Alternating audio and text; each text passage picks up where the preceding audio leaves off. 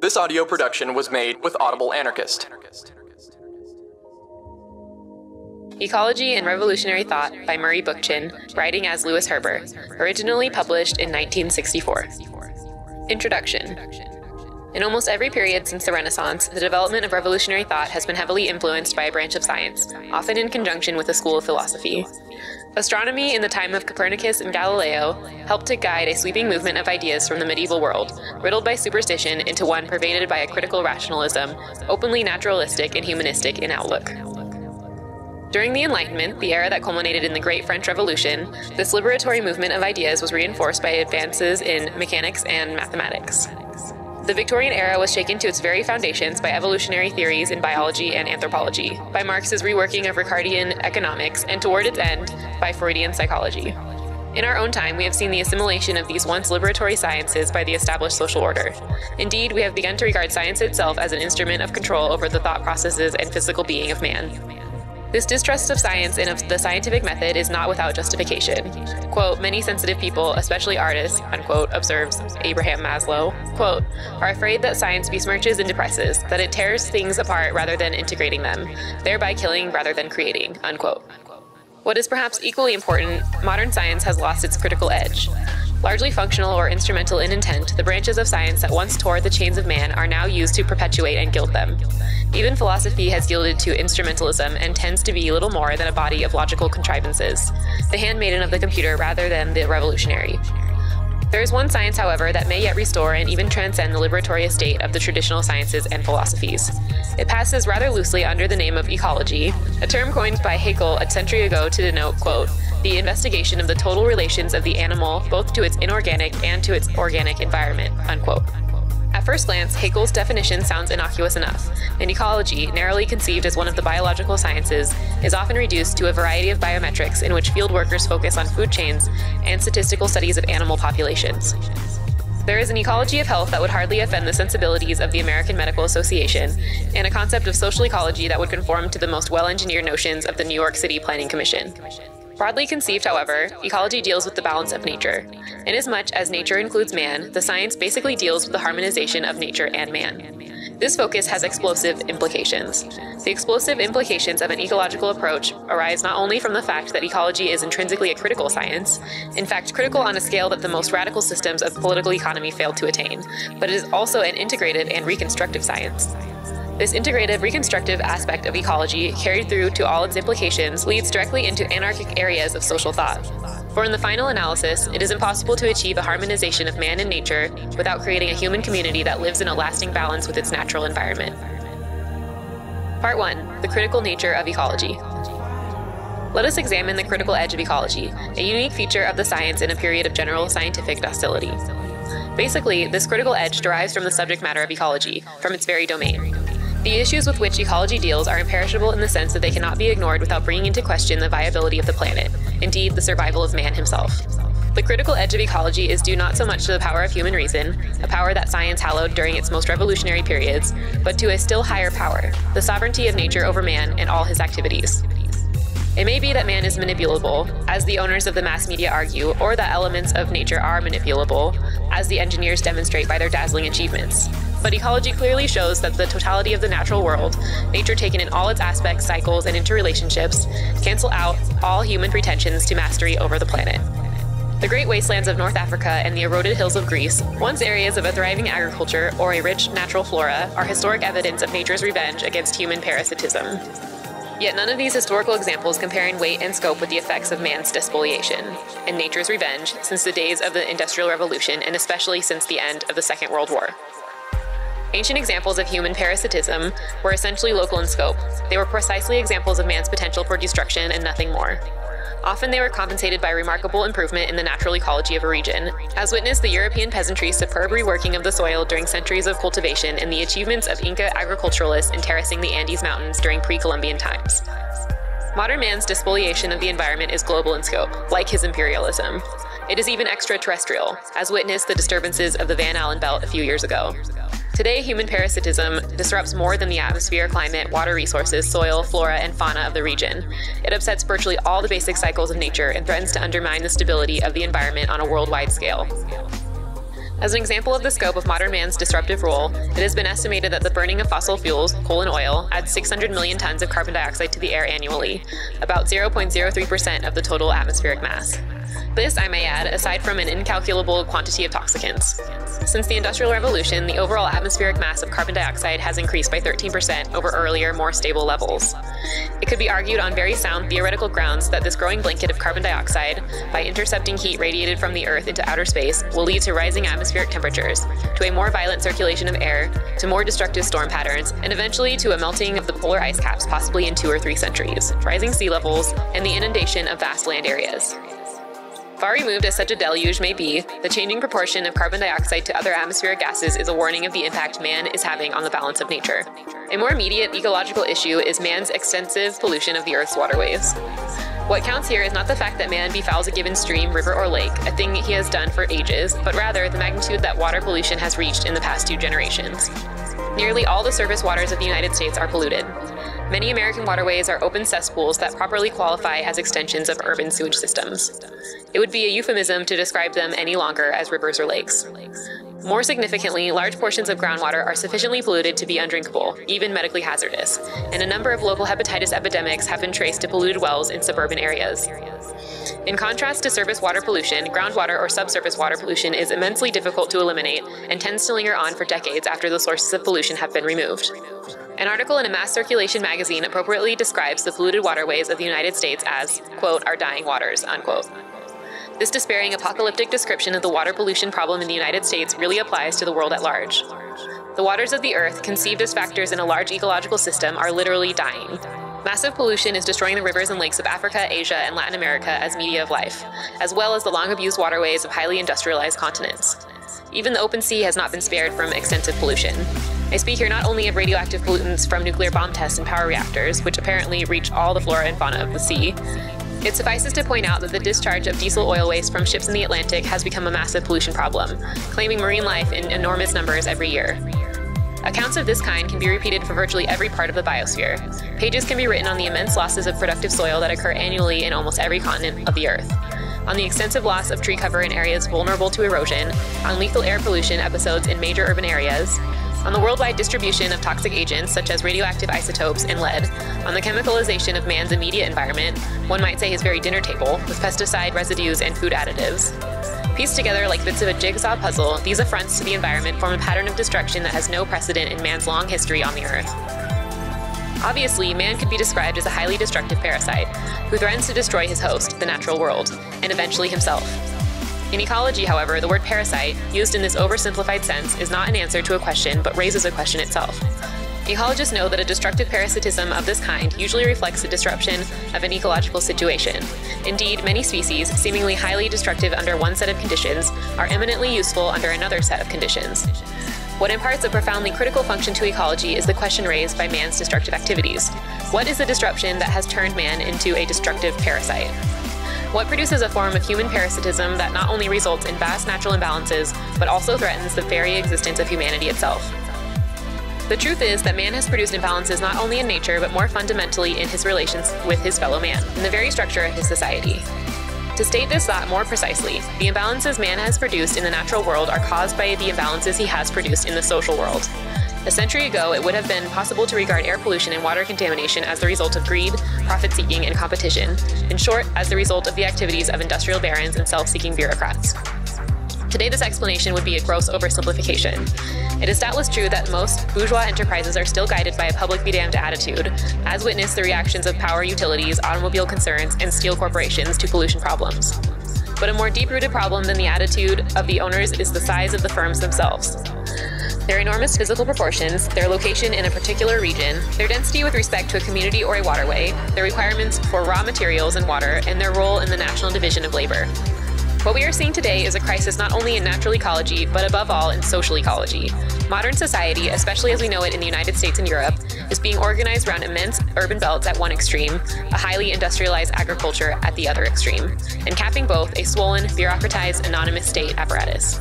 If we leave all moral considerations aside for the moment and examine the physical structure of this society, what must necessarily impress us is the incredible logistical problems it is obliged to solve. Problems of transportation, of density, of supply, raw materials, manufactured commodities, and foodstuffs, of economic and political organization, of industrial location, and so forth.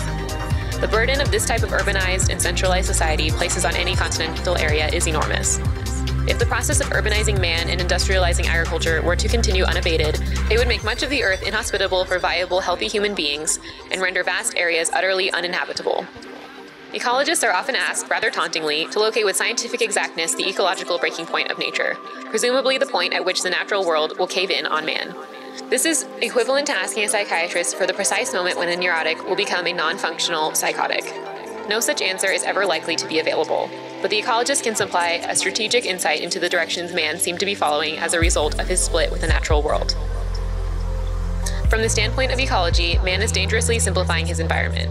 The modern city represents a regressive encroachment of the synthetic on the natural, of the inorganic, concrete, metals, and glass, on the organic, and of crude, elemental stimuli on variegated, wide-ranging ones. The vast urban belts now developing in industrialized areas of the world are not only grossly offensive to eye and ear, but are becoming chronically smog-ridden, noisy, and virtually immobilized by congestion.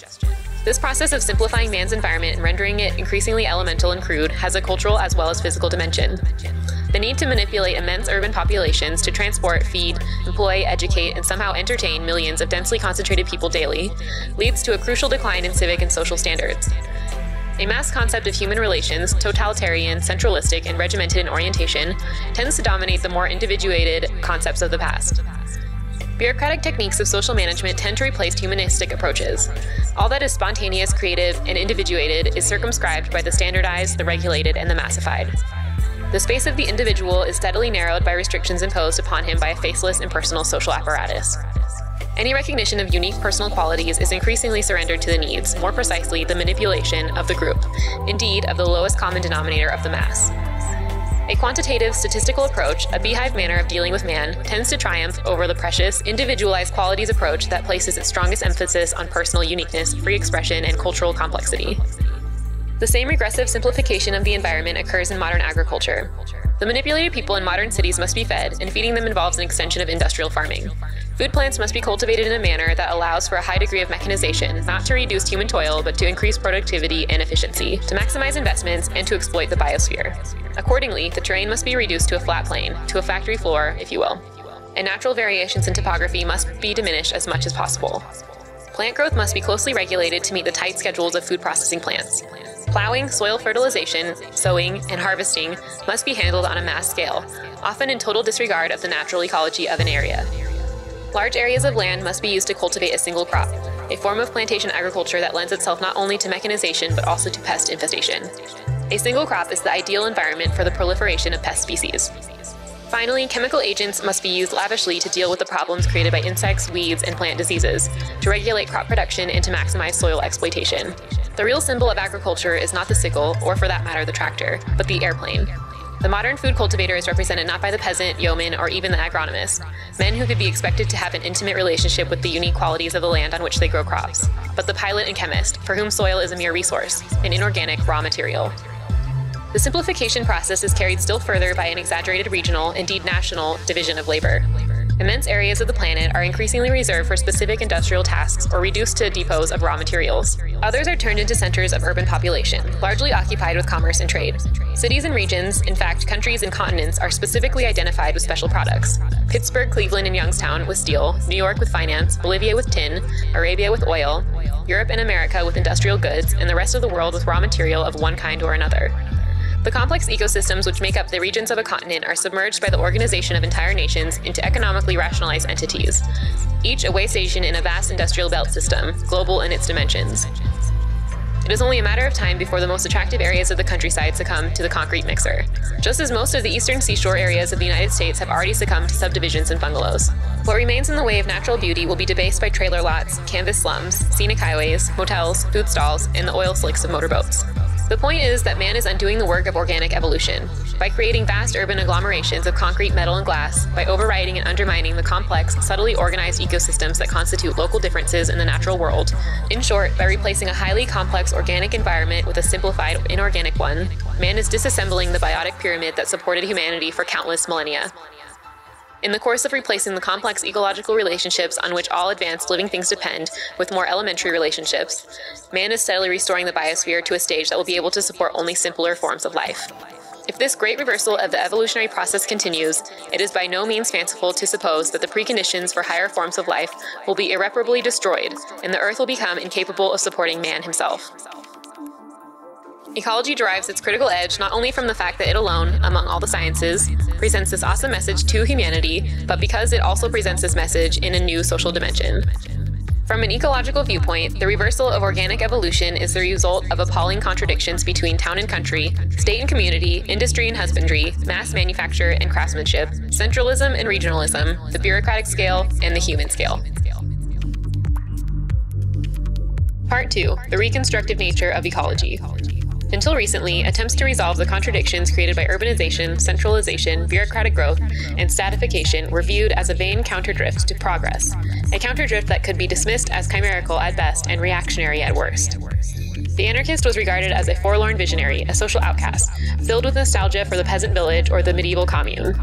His yearnings for a decentralized society and for a humanistic community at one with nature and the needs of the individual. The spontaneous individual, unfettered by authority, were viewed as the reactions of a romantic, of a declassed craftsman or an intellectual misfit. His protest against centralization and stratification seemed all the less persuasive because it was supported primarily by ethical considerations, by utopian, ostensibly unrealistic notions of what men could be, not of what he was.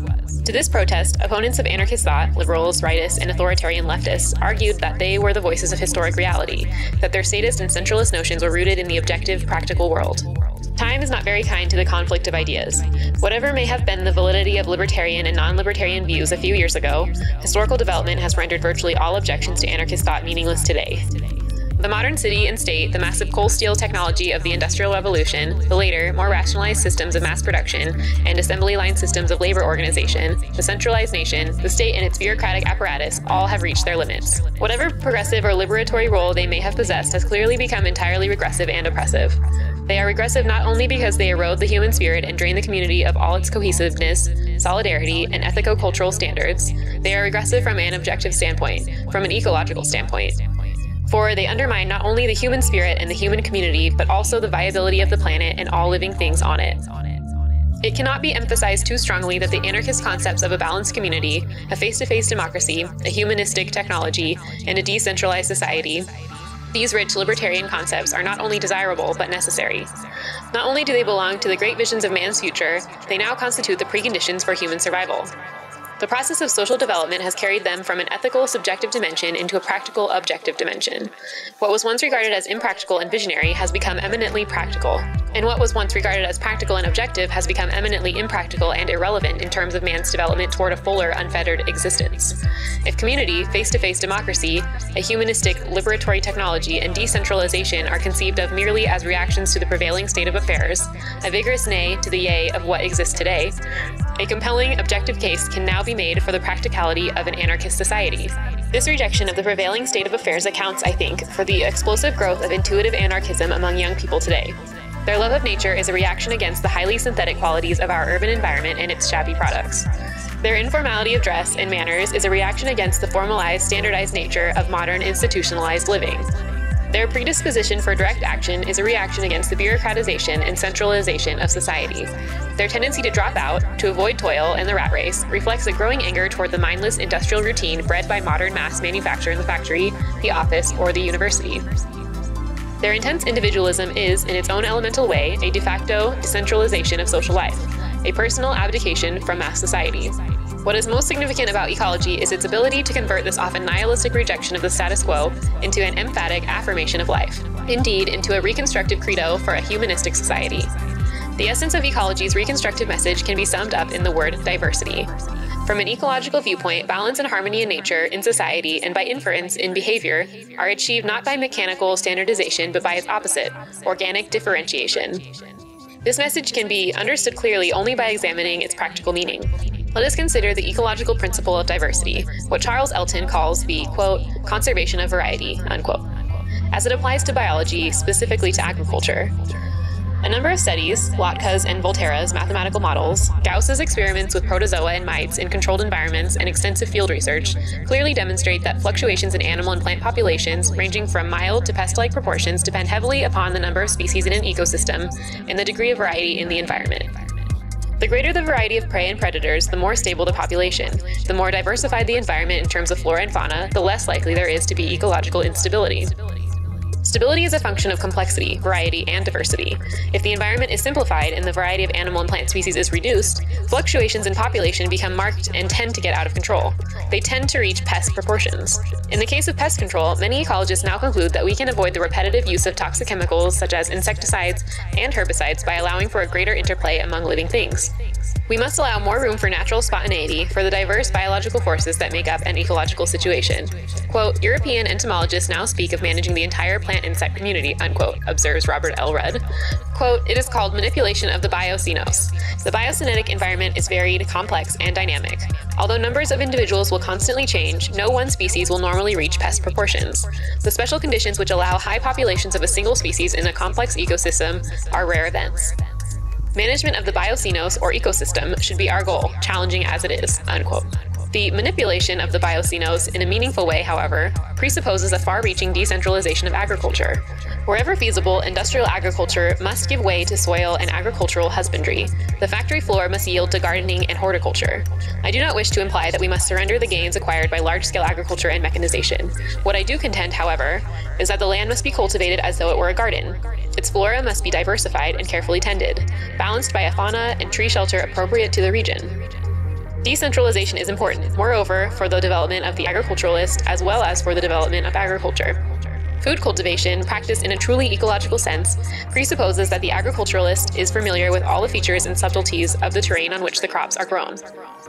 He must have a thorough knowledge of the physiography of the land, its variegated soils, cropland, forestland, pastureland, mineral and organic content, and its microclimate, and he must be engaged in a continuing study of the effects produced by new flora and fauna. He must develop his sensitivity to the land's possibilities and needs while becoming an organic part of the agricultural situation. We can hardly hope to achieve this high degree of sensitivity and integration in the food cultivator without reducing agriculture to a human scale, without bringing agriculture within the scope of the individual. To meet the demands of an ecological approach to food cultivation, agriculture must be rescaled from huge industrial farms to moderate-sized units. The same reasoning applies to a rational development of energy resources. The Industrial Revolution increased the quantity of energy available to industry, but it diminished the variety of energy resources used by man. Although it is certainly true that pre-industrial societies relied primarily on animal power and human muscles, complex energy patterns developed in many regions of Europe, involving a subtle integration of resources such as wind and water power, and a variety of fuels: wood, peat, coal, vegetable starches, and animal fats. The Industrial Revolution overwhelmed and largely destroyed these regional energy patterns, replacing them first with a single energy system, coal, and later with a dual system, coal and petroleum. Regions disappeared as models of integrated energy patterns. Indeed, the very concept of integration through diversity was obliterated. As I indicated earlier, many regions became predominantly mining areas, often devoted to the production of a few commodities.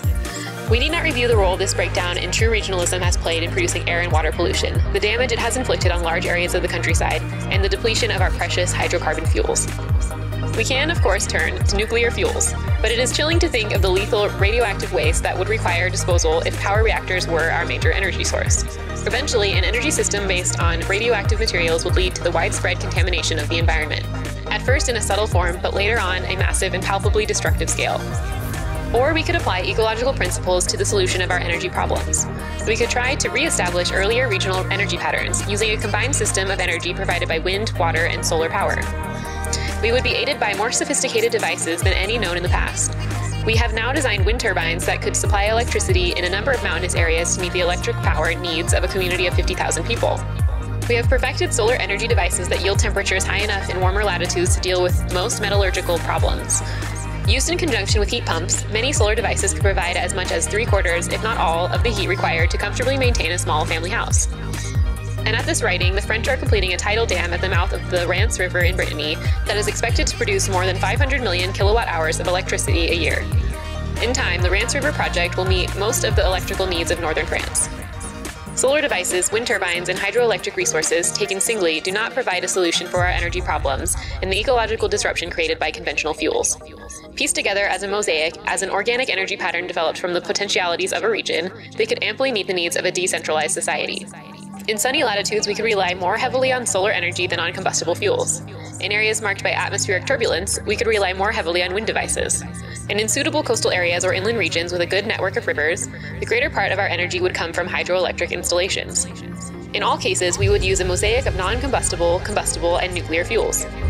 The point I wish to make is that by diversifying our energy resources, by organizing them into an ecologically balanced pattern, we could combine wind, solar, and water power in a given region to meet all the industrial and domestic needs of a community with only a minimal use of hazardous fuels. And eventually we might sophisticate all our non-combustion energy devices to a point where all harmful sources of energy could be eliminated. As in the case of agriculture, however, the application of ecological principles to energy resources presupposes a far-reaching decentralization of society and a truly regional concept of social organization. To maintain a large city requires immense quantities of coal and petroleum. By contrast, solar, wind, and tidal energy can reach us mainly in small packets. Except for spectacular tidal dams, the new devices seldom provide more than a few thousand kilowatt-hours of electricity.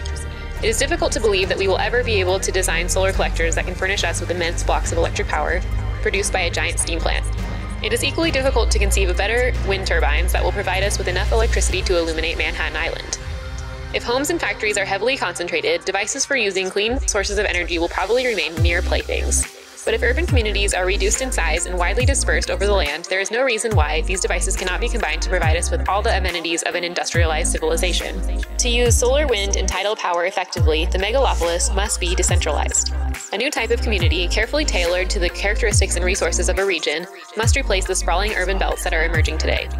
An objective case for decentralization, to be sure, does not end with the discussion of agriculture and the problems created by combustible energy resources. The validity of the decentralist case can be demonstrated for nearly all the logistical problems of our time. Let me cite an example from the problematical area of transportation. A great deal has been written about the harmful effects of gasoline-driven motor vehicles, their wastefulness, their role in urban air pollution, the noise they contribute to the city environment, the enormous death toll they claim annually in the large cities of the world and on highways. In a highly urbanized civilization, it would be meaningless to replace these noxious vehicles with clean, efficient, virtually noiseless, and certainly safer battery-powered vehicles. The best electric cars must be recharged about every 100 miles, a feature that limits their usefulness for transportation in large cities. In a small, decentralized community, however, it would be feasible to use these electric cars for urban and regional transportation and establish monorail networks for long-distance transportation. It is fairly well known that gasoline-powered vehicles contribute enormously to urban air pollution, and there is a strong sentiment to engineer the more noxious features of the automobile into oblivion. Our age characteristically tries to solve all its irrationalities with a gimmick: afterburners for toxic gasoline fumes, antibiotics for ill health, tranquilizers for psychic disturbances. But the problem of air pollution is too intractable for gimmicks, perhaps more intractable than we care to believe. Basically, air pollution is caused by high population densities, by an excessive concentration of people in a small area. Millions of people densely concentrated in a large city necessarily produce serious local air pollution merely by their day-to-day activities. They must burn fuels for domestic and industrial reasons. They must construct or tear down buildings. The aerial debris produced by those activities is a major source of urban air pollution. They must dispose of immense quantities of rubbish. They must travel on roads with rubber tires. The particles produced by the erosion of tires and roadway materials add significantly to air pollution. Whatever pollution control devices we add to automobiles and power plants, the improvement these devices will produce in the quality of urban air will be more than canceled out by future megalopolitan growth. There is more to anarchism than decentralized communities. If I have examined these possibilities in some detail, it has been to demonstrate that an anarchist society, far from being a remote ideal, has become a precondition for the practice of ecological principles. To sum up the critical message of ecology, if we diminish variety in the natural world, we debase its unity and wholeness. We destroy the forces making for natural harmony and stability, for a lasting equilibrium. And what is even more significant, we introduce an absolute retrogression in the development of the natural world that may eventually render the environment unfit for advanced forms of life. To sum up the reconstructed message of ecology, if we wish to advance the unity and stability of the natural world, if we wish to harmonize it on ever higher levels of development, we must conserve and promote variety.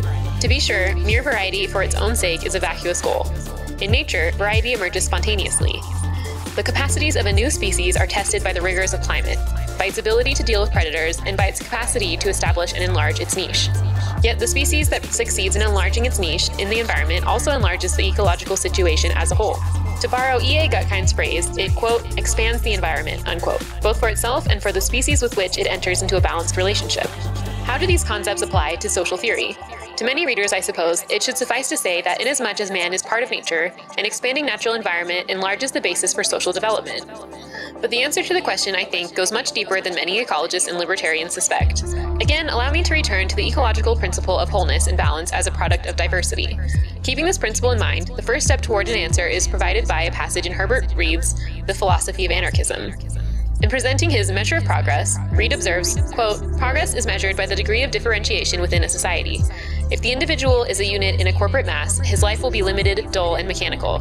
If the individual is the unit on his own, with space and potentiality for separate action, then he may be more subject to accident or chance. But at least he can expand and express himself. He can develop in the only real meanings of the world, develop in consciousness of strength, vitality, and joy, unquote. Reed's thought, unfortunately, is not fully developed, but it provides an interesting point of departure. What first strikes us is that both the ecologist and the anarchist place a strong emphasis on spontaneity. The ecologist, insofar as he is more than a technician, tends to reject the notion of power over nature. He speaks instead of steering his way through an ecological situation, of managing rather than recreating an ecosystem. The anarchist, in turn, speaks in terms of social spontaneity, of releasing the potentialities of society and humanity, of giving free and unfettered rein to the creativity of people. Each in its own way regards authority as inhibitory, as a weight limiting the creative potential of a natural and social situation.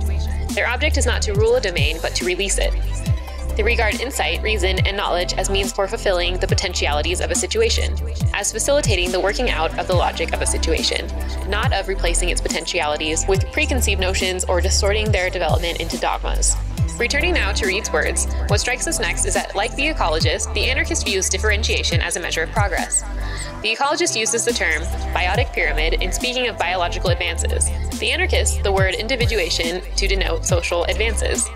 If we go beyond Reed, we will observe that, to both the ecologist and the anarchist, an ever-enlarging unity is achieved by growing differentiation. An expanding whole is created by the diversification and enrichment of the parts.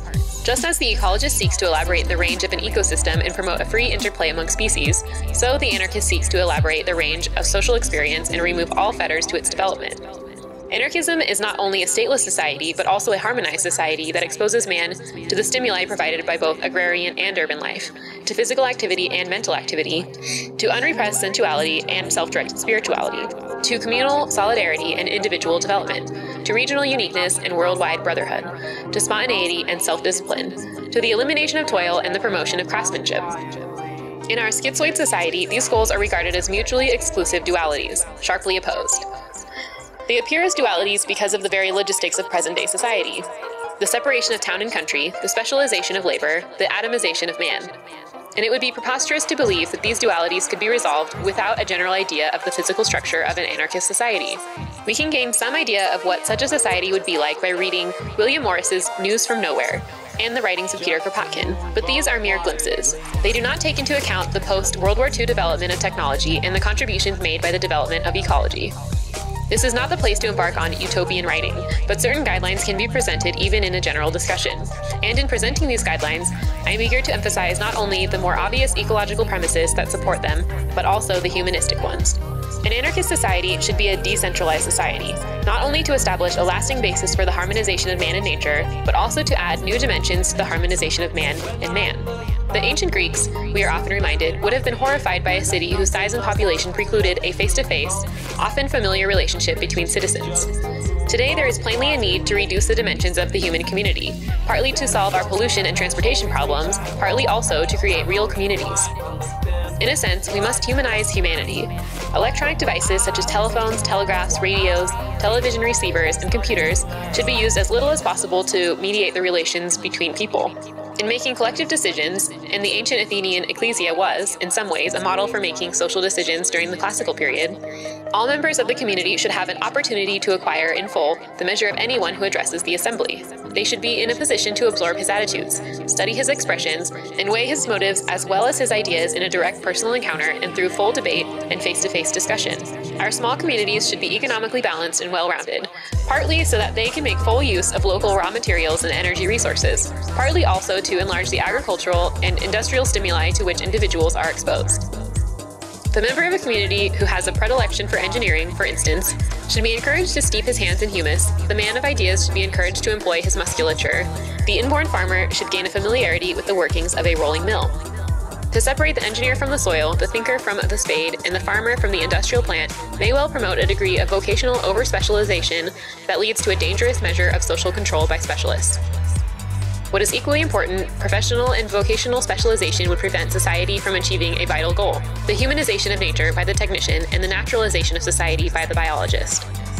I submit that an anarchist community would approximate a clearly definable ecosystem. It would be diversified, balanced, and harmonious.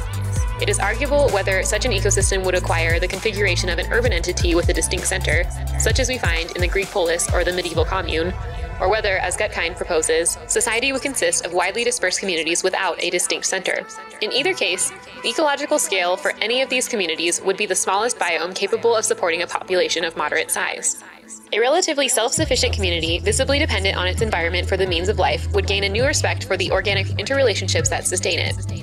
In the long run, the attempt to approximate self-sufficiency would, I think, prove more efficient than the prevailing system of a national division of labor that prevails today.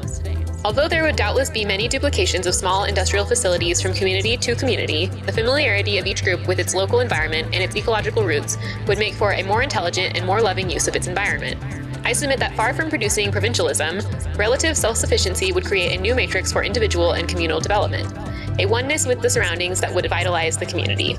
The rotation of civic, vocational, and professional responsibilities would stimulate all the senses in the being of the individual, rounding out new dimensions in self-development. In a complete society, woe could hope, again, to create complete man. In a rounded society, rounded men. In the Western world, the Athenians, for all their shortcomings and limitations, were the first to give us a notion of this completeness. Quote, "The polis was made for the amateur," unquote. Kitto tells us, quote, "Its ideal was that every citizen, more or less, according as the polis was democratic or oligarchic, should play this part in all of its many activities." An ideal that is recognizably descended from the generous Homeric conception of arete as an all-around excellence and an all-around activity. It implies a respect for the wholeness or the oneness of life and a consequent dislike of specialization. It implies a contempt for efficiency, or rather, a much higher ideal of efficiency, an efficiency which exists not in one department of life, but in life itself, unquote.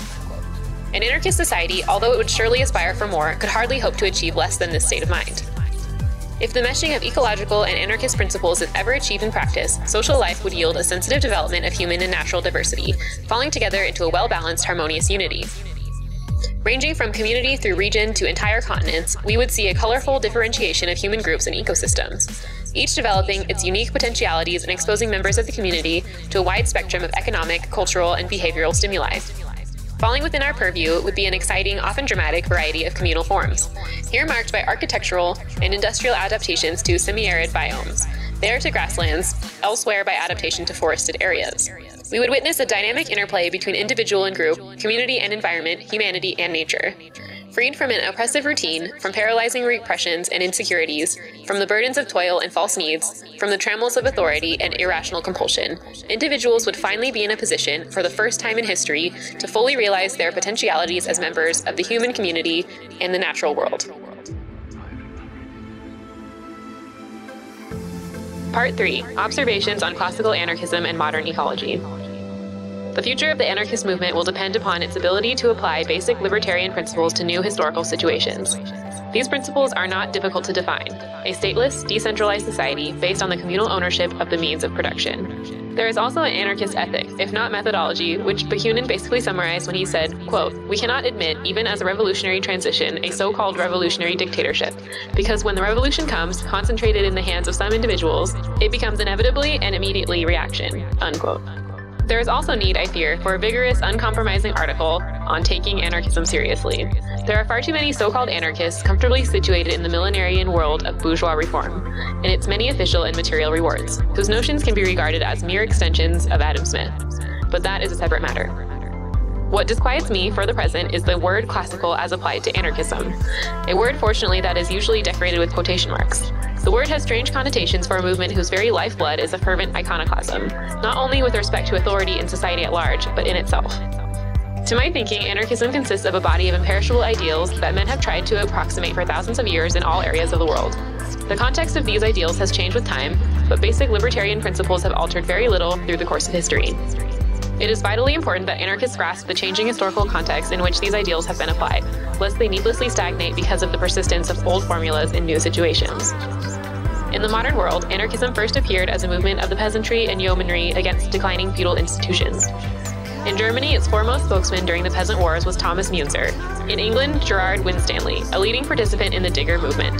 The concepts held by Müntzer and Winstanley were superbly attuned to the needs of their time, a historical period when the majority of the population lived in the countryside and when the most militant revolutionary forces came from an agrarian world. It would be painfully academic to argue whether Müntzer and Winstanley could have achieved their ideals. What is of real importance is that they spoke to their time. Their anarchist concepts followed naturally from the rural society that furnished the bands of the peasant armies in Germany and the New Model in England. With Jacques Roux, Jean Barlet, and the enragés of the Great French Revolution, we find a reapplication of substantially the same concepts held by Müntzer and Winstanley to a new historical context, Paris in 1793.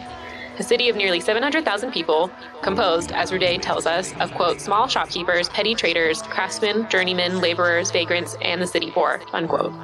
Roux and Varlet addressed themselves to a basically classless people who might properly be compared with the sullen Negro masses in the Watts district of Los Angeles. Their anarchism is urbanized, so to speak. It is focused on the need to still the pangs of hunger, on the misery of the poor in the restless Gravellier district. Their agitation tends to center more on the cost of living than on the redistribution of land, more on popular control over the administration of Paris than on the formation of communal brotherhoods in the countryside. Proudhon, in his own way, probes the very vitals of this context. He speaks directly to the needs of the craftsmen whose world and values are being threatened by the Industrial Revolution. In the background of nearly all his works is the village economy of the Franche-Comté, the memories of the Bourgeois and Marnay, and the Tour de France he made as a journeyman in the printing trade. A benign paterfamilias, an artisan at heart who loathed Paris. Quote, I suffer from my exile, unquote, he wrote from Paris. Quote, I detest Parisian civilization. I shall never be able to write except on the banks of the Doubs, the Ognon, and the Loue, unquote. The fact yet remains that the very Parisians who were to, quote, storm the heavens, unquote, in 1830, in 1848, and again in the Commune of 1871, were mainly artisans, not factory workers, and it was these men who were to adhere to Proudhon's doctrines. Again, my point is that the Proudhonian anarchists were men of their times and dealt with the problems from which stemmed most of the social unrest in France, the painful, agonizing destruction of the handicraft workers. In the latter half of the 19th century, anarchist thought finds itself in a new historical context, a period marked by the rise of the industrial proletariat. Its most effective expression for the time is to be found less in the works of Bakunin and Kropotkin than in the less permanent articles and speeches of Christian Cornelissen, Pierre Monod, Big Bill Haywood, Armando Borghi, and Fernand Pelloutier. In short, in the anarcho-syndicalists. That many anarcho-syndicalist leaders should have drifted from anarchist notions to a reformist trade union outlook should not surprise us. In this respect, they often follow the changing mentality of the industrial working class and its growing stake in bourgeois society. If we look back then, we find that anarchist principles, insofar as they have been more than that personal idea of a few isolated intellectuals, have always been clothed in a historical context. Before the Great French Revolution, anarchist doctrines rose on the full swell of peasant discontent. Between the French Revolution and the Paris Commune, the historical wave that carried these doctrines forward was artisan discontent. And between the Paris Commune of 1871 and the Spanish Revolution of 1936, anarchism, this time together with Marxian socialism, flowed and ebbed as movements with the fortunes of the industrial proletariat. There is still widespread peasant discontent in the world today. Indeed, the source of the most violent discontent will be found in the villages of Asia, Latin America, and Africa. There are still craftsmen whose social position is being undermined by modern technology, and there are still millions of industrial workers for whom the class struggle is a brute, immediate fact of life. Many aspects of the older anarchist programs, sophisticated by historical experience and matured by later thinkers, doubtless still apply to many parts of the world. But the fact remains that in the United States and in many countries of Europe, a new historical context is emerging for anarchist principles. The distinguishing feature of this new context is the development of gigantic urban belts, the increasing centralization of social life into state capitalism, the extension of automated machinery to all areas of production, the breakdown of the traditional bourgeois class structure. I refer here to the decline of the working class, not merely to the disappearance of the old robber barons. The use of welfare techniques to stifle material discontent, the ability of the bourgeoisie, more precisely the state, to deal with economic dislocations and crises, the development of a war economy, and the realignment of imperialist nations around the United States. What is crudely called the Pax Americana. This new era of state capitalism, which has supplanted the older era of industrial laissez-faire capitalism, must be dealt with earnestly and without regard to earlier precepts by the anarchist movement. To fail to meet this theoretical challenge will doom all existing movements to a lingering, burdensome stagnation. New problems have arisen to which an ecological approach offers a more meaningful arena of discussion than the older syndicalist approach. Life itself compels the anarchist to concern himself increasingly with the quality of urban life, with the reorganization of society along humanistic lines, with the subcultures created by new, often indefinable strata, students, unemployables, an immense bohemia of intellectuals, and above all, a youth that began to gain social awareness with the peace movement and civil rights struggles of the early 1960s. What keeps all strata and classes in a state of astonishing social mobility and insecurity is the advent of a computerized and automated technology, for it is virtually impossible to predict the vocational or professional future of most people in the Western world. By the same token, this very technology is ripe with promise of a truly liberated society. The anarchist movement, more than any other, must explore this promise in depth. It must thoroughly assimilate this technology, master its development, possibilities, and applications, and reveal its promise in humanistic terms. The world is already beset with mechanical utopias that more closely resemble Huxley's Brave New World or Orwell's 1984 than the organic utopias of Thomas More and William Morris, the humanistic trend in utopian thinking. Only anarchism can infuse the promise of modern technology with an organic perspective, with a man-oriented direction. Ecology provides a superb approach to the fulfillment of this historic responsibility. It is more than likely that if the anarchist movement does not take this responsibility seriously and apply itself fully to the job of translating the promise of technology into an envisionable body of guidelines, a technocratic, mechanistic approach will tend to dominate modern thinking on the future. Men will be asked to resign themselves to improved and gimmick-ridden version of existing urban monstrosities, of a mass society, of a centralized bureaucratic state.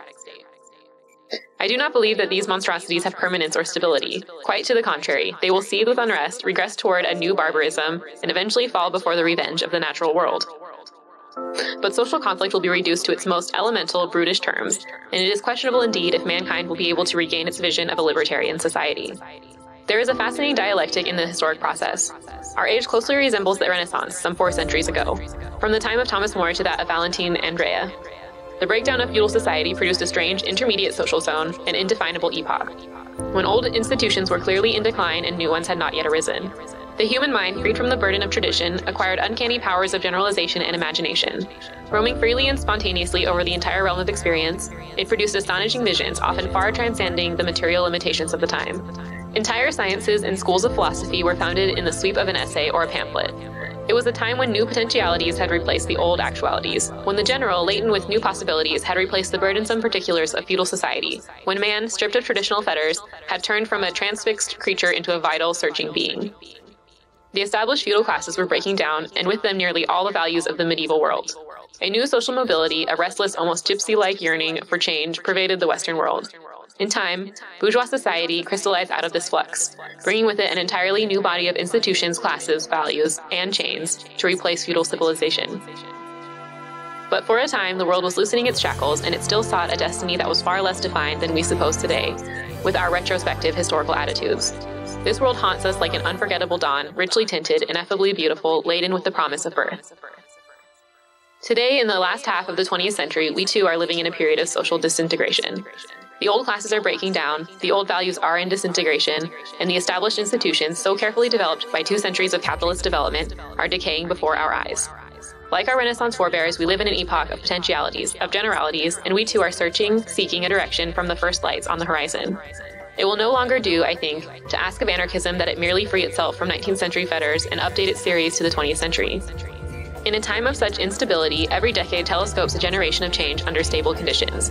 We must look even further to the century that lies ahead. We cannot be extravagant enough in releasing the imagination of man.